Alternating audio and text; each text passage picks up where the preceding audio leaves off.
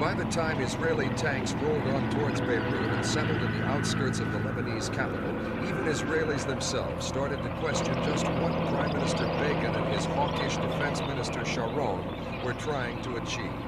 And some analysts said that the Arab world had reached an all-time low if it was prepared to stand by and see an Arab capital taken by the Israelis. The aims of the Israeli administration grew.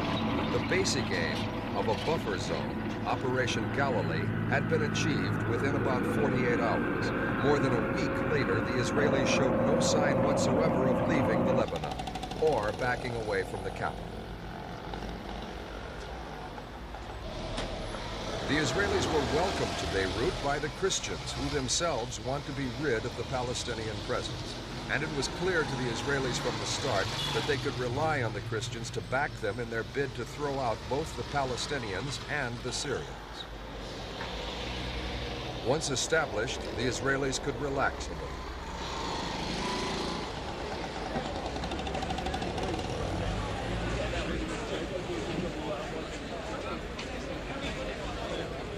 We asked the soldiers themselves when they had arrived and what their orders were. When did you arrive here in Beirut? Last night. Last night? And you're going to stay here now? I don't know. We don't know. Have you, did you do much fighting on the way here? No. No fighting? Actually, none at all.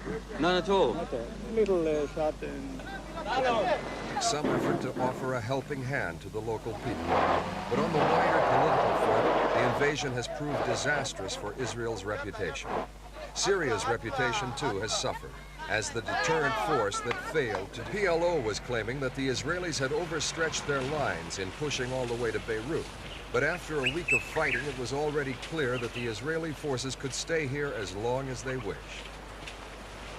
The guerrilla fighters and the Syrian Air Force failed to stop the advance. But the question still remains whether Syrians and PLO will regroup, rearm, and carry on the fight in the future.